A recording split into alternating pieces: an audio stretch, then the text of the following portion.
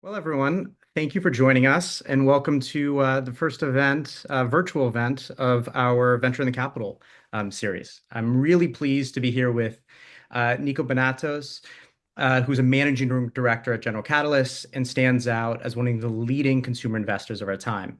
His remarkable ability to spot disruptive potential and ideas has led to his portfolio reading like a who's who of consumer tech giants, with investments in Discord, Snap, Mercor, and Livongo, among others.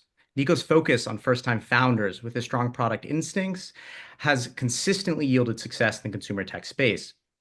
His global perspective with Greek roots and his diverse educational background at Stanford, Cambridge, and the National Technical University of Athens gave him a unique edge in identifying consumer trends. Niko's passion for working with Gen Z founders who are building products for themselves keeps him at the forefront of technology, solidifying his status as a leader in tech investing. Niko, thank you so much for joining us today. Drew, thank you. I appreciate the kind invitation. Really excited to be doing this. Congratulations for what's going to be a phenomenal next couple of days for Georgetown, the student and founder community in the DC area. Really, really thrilled to be doing this. Well, thank you again. We are too. So to get started, I'd like to ask about the beginning of your career. Your career path has been quite diverse and international. You grew up in Greece, pursued academia after your undergraduate studies, worked as an engineer in Tokyo, and then transitioned to venture capital in San Francisco. Could you speak a bit about your journey and how it shaped your perspective as both an investor and identifying and supporting first-time founders? Sure, happy to. I was made in Greece, grew up between Greece and the UK, and I was really keen on becoming an engineer. So studied electrical and computer engineering. At the time, I'm now a geriatric millennial, the most ambitious kids out of Greece, just wanted to get out of the country. And the easiest path forward was to go and do graduate studies overseas.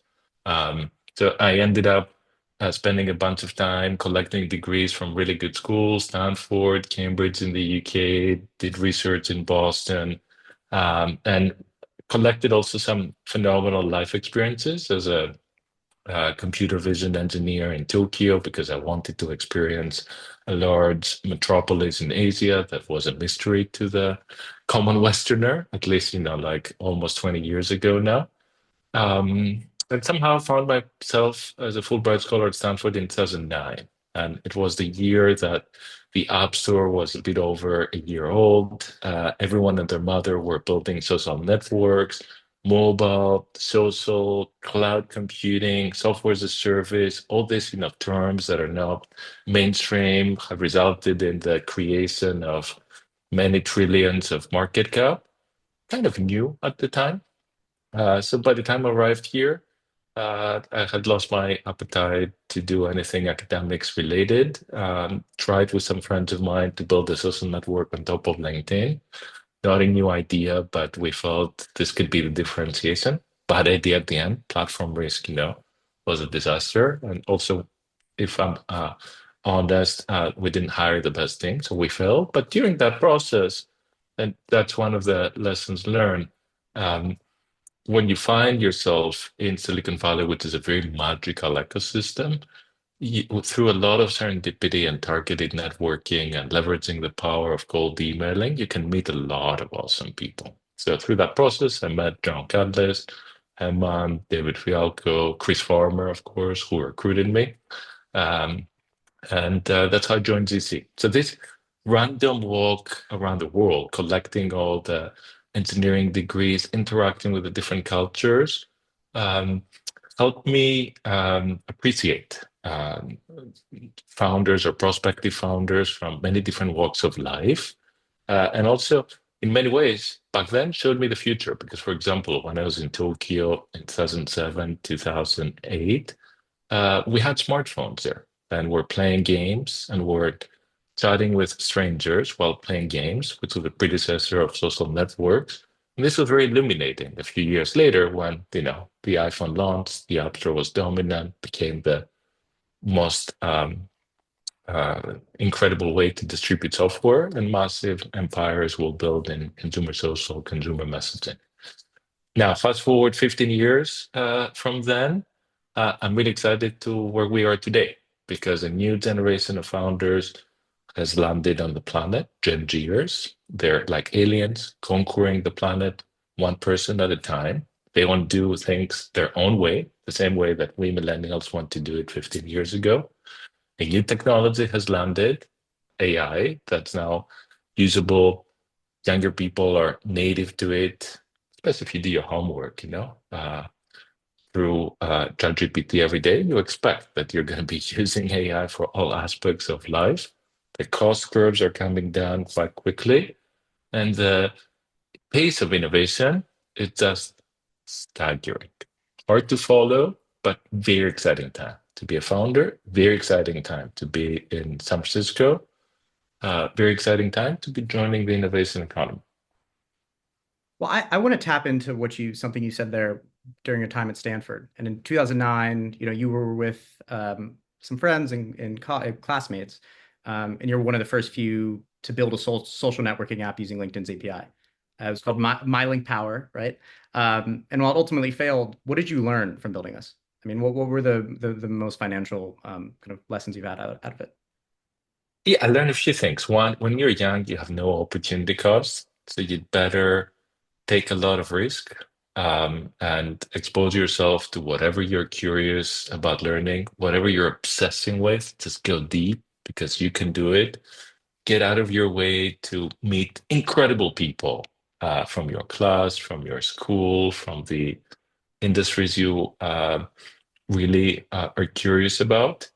If you want to start a business, just starting it with like your best friends might not be the best idea because they might be the people next to you who believe in you, would do anything with you because you ask them, but they might not make the best, teammates. So I learned that recruiting folks that have awesome resumes to be founding team members also is not a good idea. Like just because you had internships at top consulting, investment banking firms, you went to top schools and you just need a cool startup to fit in your resume as you're applying for a job at a major tech company doesn't make you an ideal founding team member. That's something else I learned. And then taking platform risk in the beginning might sound awesome, but then over time might throttle your growth or you might have to pay serious money for it. So just be aware of that and try to get rid of it as quickly as possible and diversify your distribution channels. Otherwise, at some point, you'll pay the price. Um, and then let's flip to the investor side point of view. And then right out of Stanford and right after this, you joined GC. And if I get it right, you were tasked with kind of helping build GC's brand and presence on the West Coast. What did you learn being the new kid on the block and building a brand? And has that helped you relate to founders? Yeah, look, I got incredibly lucky that through one of my classmates and my involvement in Stanford's now StartX back then as a Seed Labs accelerator for for Stanford students, led me to meet Chris Farmer, who joined GC, recruited me to help alongside Herman build the nationwide seed program at the time. Um, it was just, pure luck that happened to me. I was not thinking about entering venture capital till a year prior. I didn't even know what the industry was about. Growing up in Greece, in Europe, I hadn't heard of it. So when I see now many 20-year-olds, who have a couple of internships already in VC, or they have been venture backed themselves and they're anxious, about catching up. I'm like, come on, like just chill. In my case, till I was 25, I didn't even know the industry kind of existed. So I'm eternally grateful that the GC partners at the time gave me the opportunity to join them. I'm very grateful for GC for mentoring me and helping me become who I am today. Uh, I think at that time, the best part for me was that as a new kid on the block in a massive market, the Silicon Valley market, as a new firm at the time in SF, was phenomenal, phenomenal time. Why is that? Because I was just going in the App Store. I was checking out what consumers were downloading, I didn't need to know anyone. I was cold emailing all those founders. Most of them were young founders, young millennials like me. I could speak the language. I was using the products, giving them feedback. And despite being a nobody with a emerging brand for GC in the Bay Area, our response rate was pretty high. And since these companies, some of them grew really quickly, then our reputation, grew. We invested in some Stanford student-led companies like Snap. We got pretty close to YC, and with Edmond was a lead. We invested in quite a few YC companies, and actually all of the companies in uh, various batches over like 3 years almost. And that's how the GC brand, in the Bay Area became over the years more and more dominant.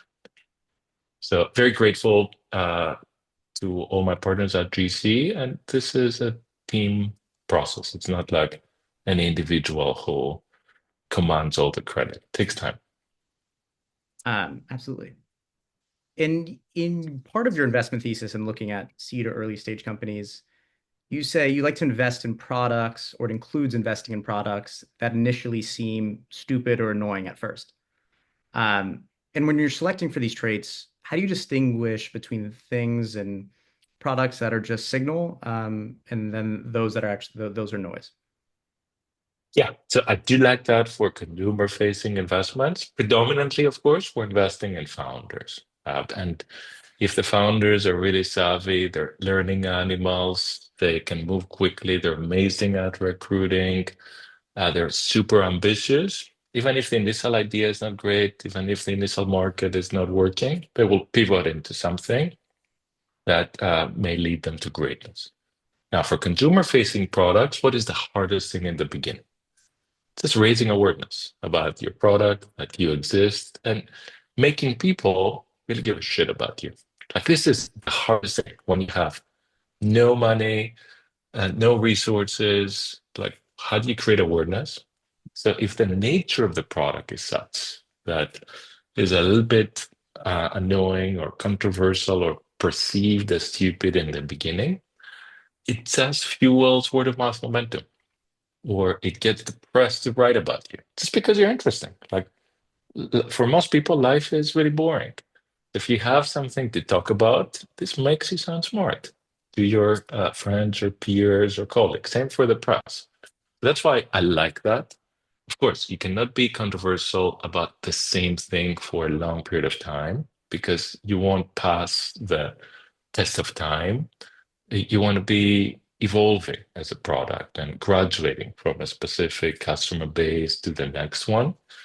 So what do I pay attention is in my interactions with the founders, what is the product velocity? How quickly are they learning about how their users or customers use the product? Do they know actually what's happening? Because sometimes you'd meet a team and they might not even know why things are happening.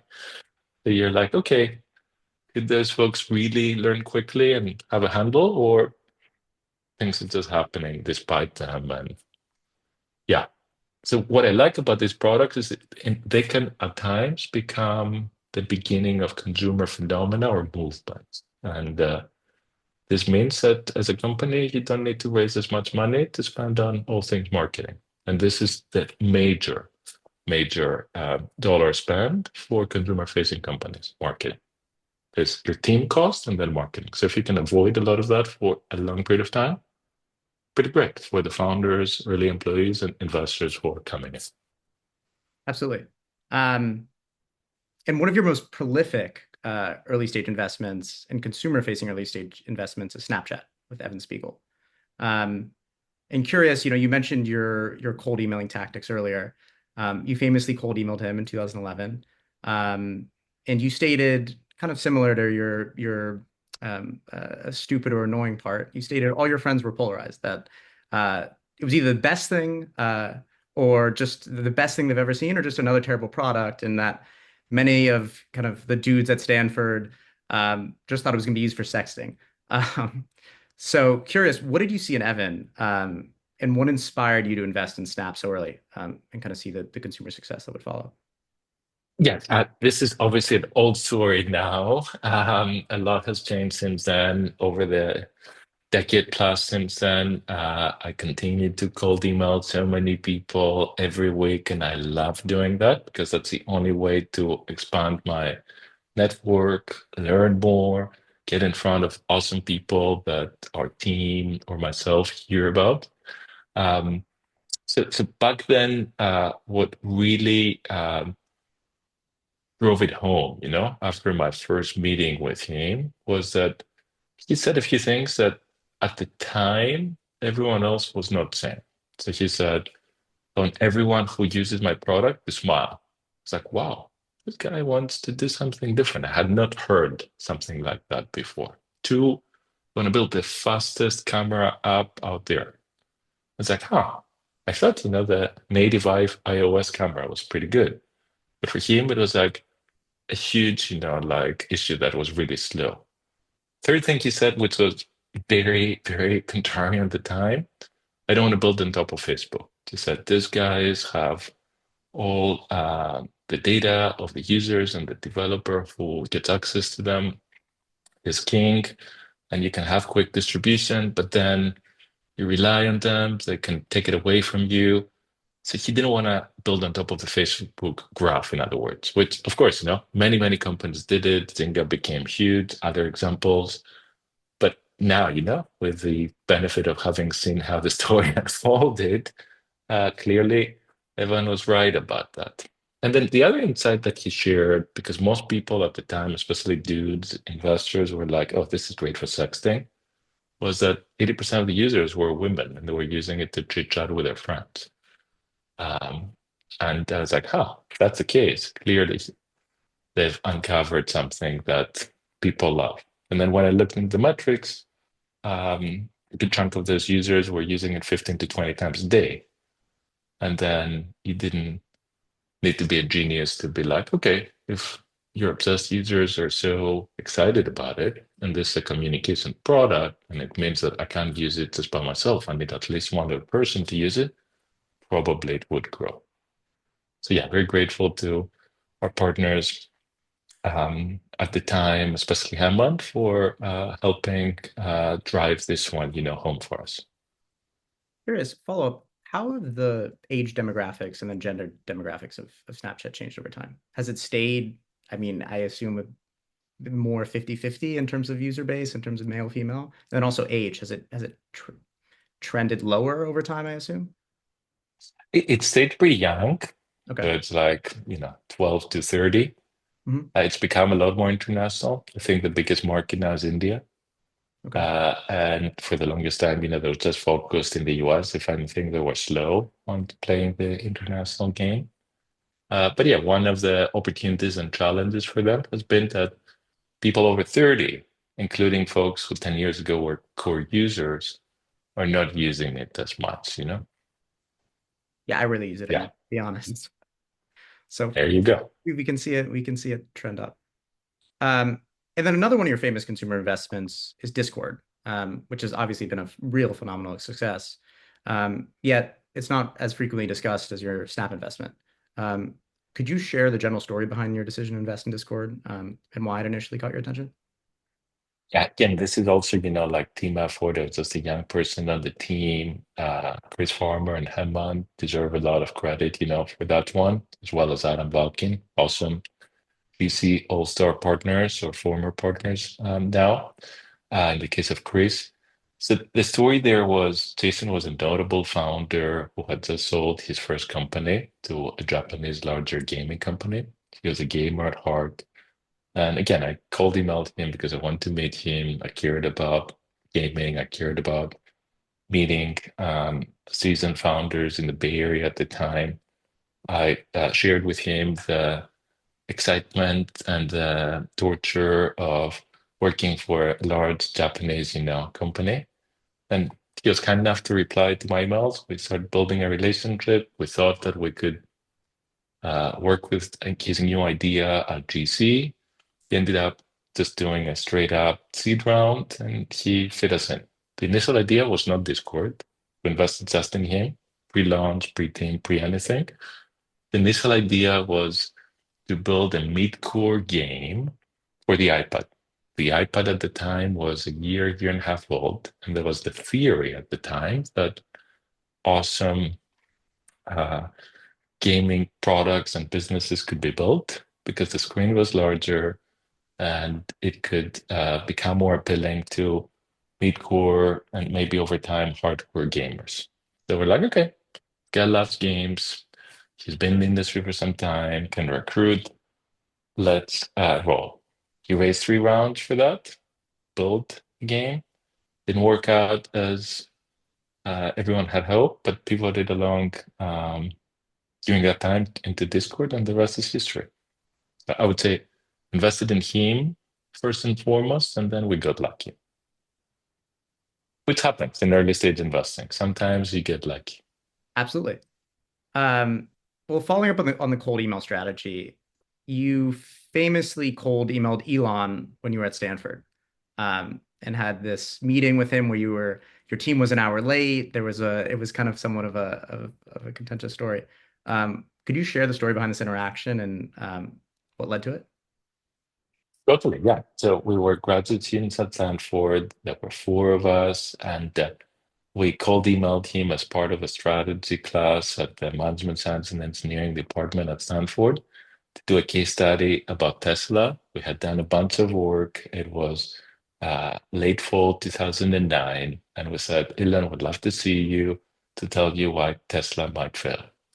And he replied back and said, happy to meet you after 7 p.m. on a weekday at the office of Tesla at the time in San Carlos.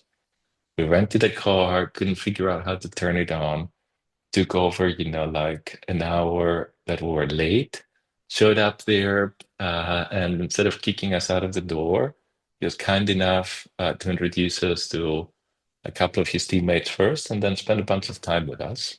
Um, and in essence, he heard us out and then he said, I respectfully disagree.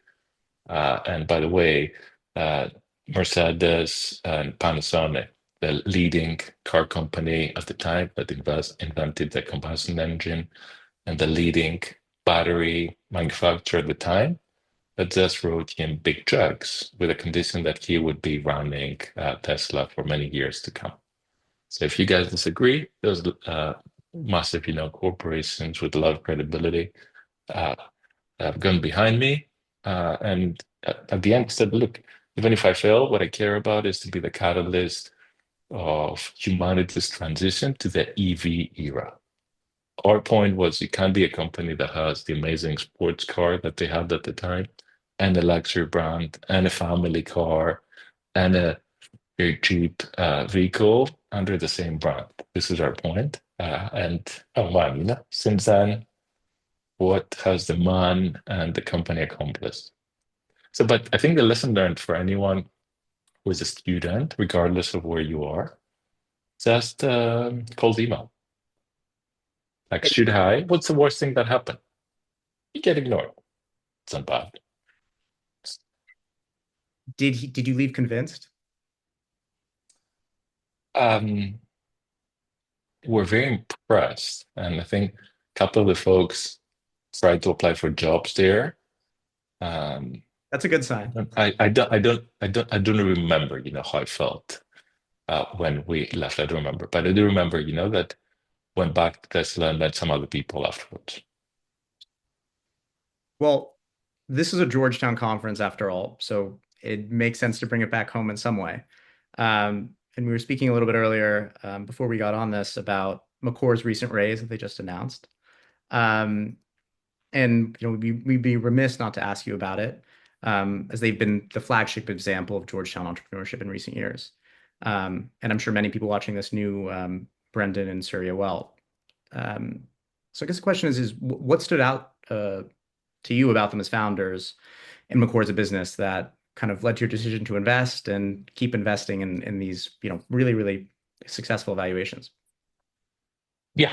So my investment thesis on behalf of GC is very simple. Invest in technical founders who are building products for themselves alongside their builder co-founders, pre-seed or seed. Same kind of founding team archetype with product market fit, Series A or early B. So when I met them, uh, was very impressed with them. And when you meet such a team that they're building for themselves, high trust teams, they all went to college together, to high school together, articulate, they were debate champions. Um, the question that, we're discussing internally at GC was like, if they're so awesome as they sound now at 19, how much more awesome could they be at 25? And as such, the moment we realized that, we made whatever was possible. We did whatever was possible in order to make the case and lead the rounds. And this was back in October 2023. I personally have a soft spot for all things future of work.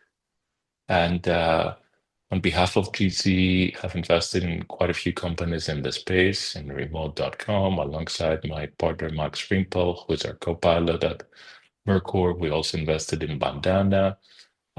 We invested in collective.com with my partner Herman. So I have quite a few, investments in the space because I feel when you try to combine the use of technology and capital to create more opportunities for individuals, SMBs, um, great things can happen.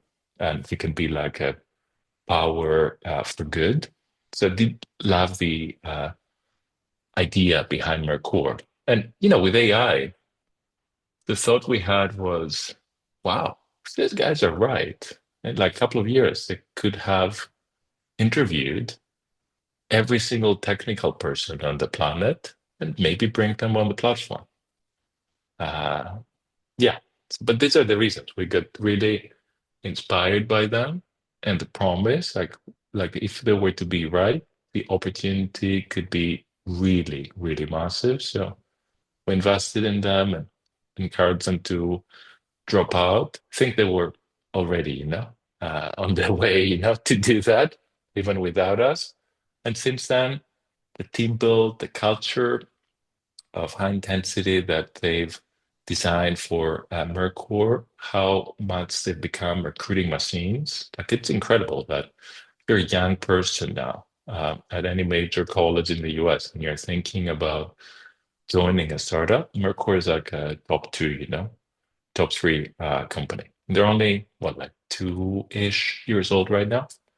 Just observing that and the team they've put together is incredible and pretty rare, frankly, to see in such a short period of time. So we are trying whatever we can to see the story and beautiful journey continue to unfold. And what do you think in the last, I mean, their revenue numbers, they've just gone insane, thousands of percent increase, right? In the last year. What do you think has been um, the main catalyst for that outside of just market growth? It's like the team. Like if you don't have the right team in place, the right product won't be there, and you won't be able to take advantage of the market conditions. And as you said, the also market pool. So I think they're pretty savvy to put together an awesome team and build the right product for the market that is screaming for a solution like there is at the moment. I would say they're a late entrant in that space, but the advent of AI and LLM companies growing so quickly turned out to be great positioning, for them to go and capture that need. And now they're, of course, expanding beyond just serving the AI LLM companies. Um, Well, looking a little bit later on in a founder's journey, you've stressed the importance of leveling out and cited examples such as the founders of Stripe or Livongo Health. Um, and curious, how crucial are business coaches or mentors in the process as you kind of grow and scale your company? Thank you. Yes, I was a passenger on the Vongo. My partner Haman was the driver, and I'm very grateful that I saw that story for the first few years. And of course, Stripe. legendary founders, one of the hallmark GC investments. Aman has been the driving force there, unquestionably. I didn't have like, a role to play. I think at any stage of the company building, it is crucial for you as a founder, as an early employee, as a leader, to have individuals that are 1, 2 years ahead of you and can still relate to what the task at hand in front of you is to give you advice. And it's better always to learn on other people's time versus on yours. So you'll make mistakes, no question, because you want to take risks, you want to move quickly, but it's better to save some of these mistakes and make some new ones. So we always encourage and make connections to the founders and leaders of the companies we work with, to others that are 1 or 2 years ahead. Sure, you can be listening or meeting some legendary operators or founders, but if they're many, many years ahead of you, the stories are awesome, but they can't really relate. They've forgotten of how it was, when they were in your shoes. So the advice and input they can offer you is not as actionable for you day to day. That's good.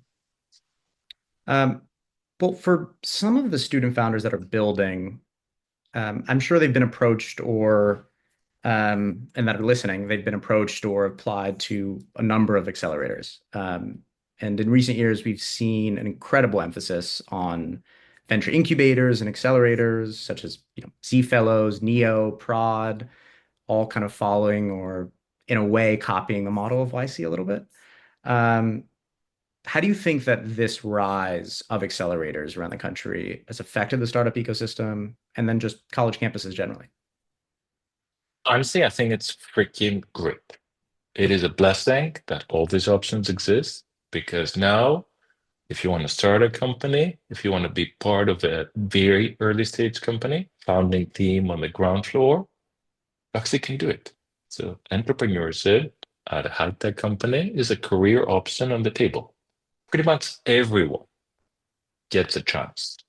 If you are fortunate enough to be in the US, if you're fortunate enough to go and attend top school, or if you're fortunate enough to be a builder with some credibility online from a very young age.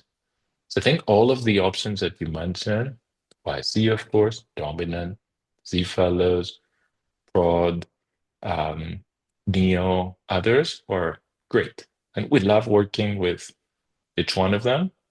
And you often see individuals who actually go through one of them and then the next one, or like, I think by now, probably there must be a few teams that have done all four of them. They have gotten so accelerated, which would be awesome to see. So we're grateful that these programs exist because they help bring more amazing top of the funnel into the startup economy.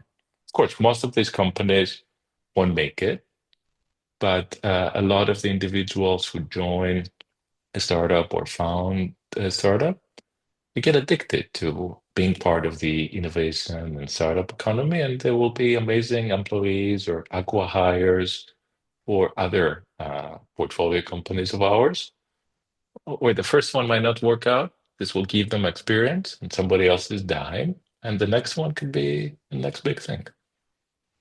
Not to put you on the spot, but has one of them for you or GC more largely been a higher harbinger of success?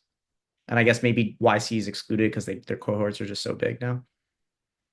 We love YC, right? We invested in companies like Stripe, Casto, Monjo, like so many of them, can No, but I think mean, of like there's going to be more 15 success. of 5 Tron, 15 of them, right? And because, YC has been around for what, almost 20 years now, right? Um, like Z Fellows, Corey was a GC founder back in the day, 15 years ago. It was one of the very first investments that I was involved with back in the day. Company didn't work out, but have we collaborated a lot with him? Have we invested in a lot of the founders that he features, invests in, cultivates the community? Absolutely. Neo, we've known Ali and Suzanne for several years now. Have we co-invested in maybe a dozen teams with them so far? Probably yes. Have I led investments in very early stage teams coming out of there? Yes, I have. And actually, I think the most expensive seed round I've ever done was in one of the most recent neo um, companies. And then Prod has become a phenomenon.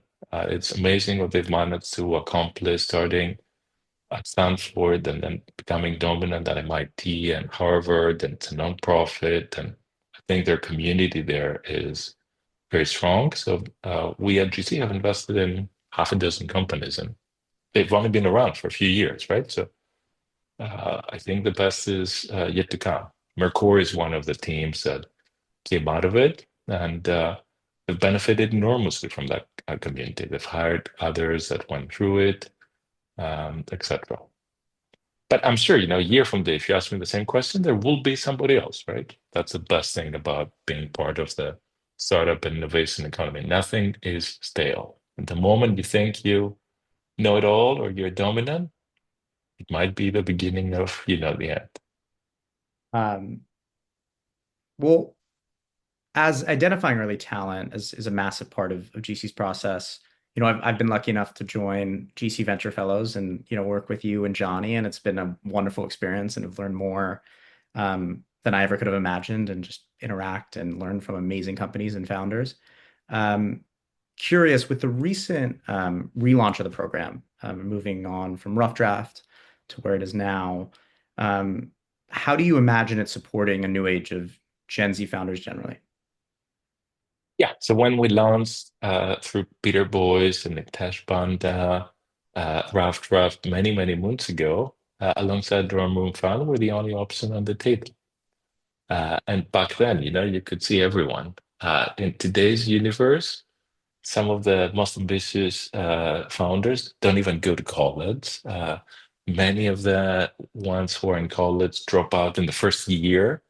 And the vast majority of them, it's just rather, go and talk to investors who are in their minds are in the big leagues.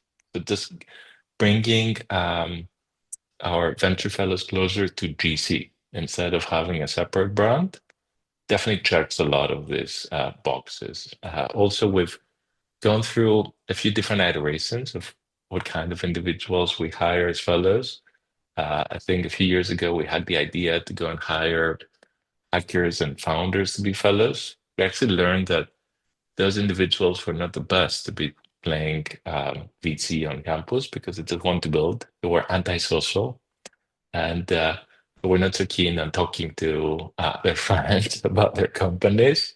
So now I think with individuals like yourself who are leaders, respected in their communities, and can identify the incredible builders, we're doing a great job.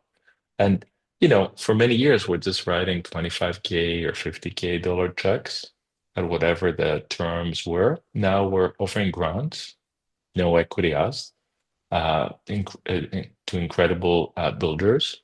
And then anyone who's thinking about raising a round, we can lead or co-lead the seed round. So I think in terms of a deal setup standpoint, is also more market appropriate, but open to any and all feedback as we try to further advance it over the next year. Well, it's been a great help to a number of Georgetown founders, and I hope it continues to be. So I'm lucky to be a part of it, and I think we're lucky to have it. Um, Thank you, Drew. I want to bring the conversation a little bit back to where we started. Um, as you know, I'm a fellow Greek, um, and I'm curious to how your Greek roots have generally influenced your investment philosophy. Um, and additionally curious how kind of the venture landscape or founding landscape in Greece has evolved over the years, and if you have, how have you supported it? Yeah, so look, the benefit that somebody has coming from Greece is that Greece is a small country with a rich history, and people, thank God, know about us. But because we're a small country, we can rely on building anything that becomes massive just for Greeks. So that, need to get out of there and set off to do something at a global stage is actually great. Greeks for the longest time have been amazing as merchants, as leaders in maritime shipping, very family oriented, really good with building relationships with humans. I think this, alongside, me traveling all over the world as a young adult, helped me to become more open to try and have empathy for individuals that come from various walks of life, different cultures. I think all that stuff has been great. But of course, coming out of Greece, like as a tech person or as a startup person, especially when I came out of it, you have no advantage. If anything, you're running at a disadvantage because that network at the time was not as useful. Um, Now, fast forward to today, there is a startup scene on the ground in Greece. There is an awesome emerging venture capital community that can stand on their feet. There's some awesome nonprofits on the ground that are helping further grow that ecosystem. And we've had exits in the tunes of hundreds of millions of dollars or one in a couple of billions of dollars of local teams that wanted to build something at a sizable scale. So that's all pretty awesome. And today, you're a Greek person on the ground thinking about starting a company, you can get it funded. If you're a Greek person thinking about joining a startup, there are probably 10,000 jobs that you could do. Like when I was an undergrad 17, 18 years ago, I didn't know anyone who worked at a startup. I had never heard of that idea. So now you have that option on the table. And, the best thing also for anyone who comes from a small country like Greece, Silicon Valley today is a mindset. And with all the podcasts, hacker news, tech crunch, everyone being connected to each other online, and learning how to cold email people, you can actually get to join the innovation economy. So am I optimistic about the Greek startup ecosystem and um, other small countries' ecosystems? For sure, yeah. Because success brings more success. And anyone who worked at a company that got acquired for like $100 million, they would want to do it bigger on their own next time around. So like till 2012, 13, pretty much all the Israeli exits were in the 30 to $100 million range. Fast forward to today, look what's going on there. How many unicorns, how many public companies they have. Not suggesting that Greece is the next Israel, but there's an awesome blueprint for any small country to follow. Takes decades to get there, and with a plan, luck, and a lot of hard work, you could get there.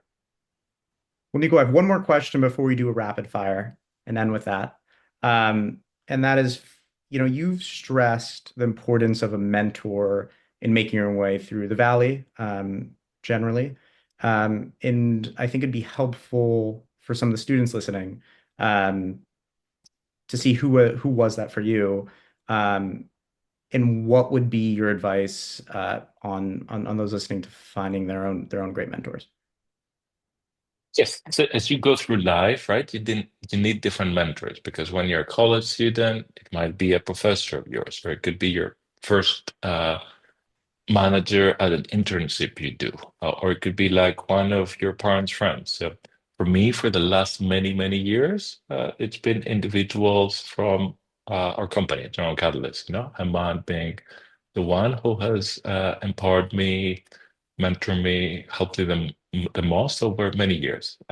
Before him, there were other awesome, or alongside him, were other awesome folks at Drone Catalyst, like Adam Welkin, Bill Cutler, Larry Bond, many more. In addition to that, I had fantastic mentors outside of GC because sometimes if all your mentors come from your company, you don't get the full perspective. There is some groupthink that's going on, and it's pretty cathartic and great to actually hear from others outside of the tent as you're trying to be intellectually honest and learn as much. So try to find individuals who, for some reason, they care about you, and then like identify why they would care about you, so they would be willing to spend the time. It could be because they want to recruit you, it could be because they want to pay it forward because something else they did for them. Could be a reason. Just find out and just go and check in with them for like an hour or two every 3, 4 months. And this could be great and will pay dividends for many years to come. That's really helpful advice. All right, well, we'll end with this. We'll give you 3 minutes. I'll ask you 4 questions, or five if we can get it in. Um, and we'll start with what is the best subject line someone has used to email you?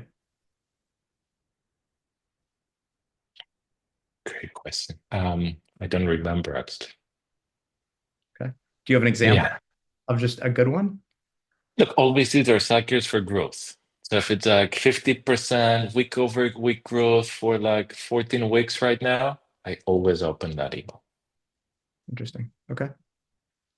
What's been your biggest miss as an investor Uh, Depends when you ask. But we missed out on so many companies for different, stupid reasons, right? Like OpenAI would not invest in the beginning because it was a non-profit and complex structure. Tinder would not invest because they were fully invested by the larger acquirer in the space. Those are the ones that haunt you. Okay. Where do you think the greatest startup hub outside of the US is Um, right now, right now? yeah, I think outside of the US, India is very fascinating right now. We have an awesome team on the ground led by Neeraj and Priya. Things are really happening there. If you want a smaller country, Israel. Rome, really? Why is that? Israel, Israel. Tel Oh, I think Aviv. that. Yeah, Yeah. Okay. yeah. What's your favorite film and why? I was really inspired recently by Oppenheimer because it was one that told a story of somebody who was dogged, had a vision for the world, wanted to make it happen at all, like costs and a lot of personal sacrifices. And this very much the story of like some of the most inspiring founders that come often from broken backgrounds and can deal with chaos, and they bring their vision, future vision for the world to life. Very Okay. inspiring. Well, we're well within time. What has been the best pitch you've seen? The best pitch I've seen is from founders who tell us about the future version of the world in such extreme detail that you're like, holy shit. If a very small percent of what you just said comes true, I want to be part of it. So when the Stripe founders showed up, no pitch deck, only conversation, they said, hey guys, most of our customers have not been started yet. And when we're successful, a huge chunk of the global GDP is going to be flowing through Stripe. We're like, wow, what if they're right? How big could it be? Seemingly they were. And how much right they've been. Kudos to them and Haman for making it happen. Well, Niko, I can't thank you enough for joining us and being the kickoff of our series. It was really wonderful to speak with you. And I'm sure everybody really, really enjoyed your thoughts. Um, and we're so grateful. Thank you so much. We thank you. The pleasure was all mine. To be continued. And if anyone wants to reach out, I'm always, open to good ideas and feedback. I hope the next couple of days will be an enormous success. And knowing you and your ambition, your hustle, and the community you're building, I've no doubt it's going to be exceptional. Niko, you're too sweet, but thank you.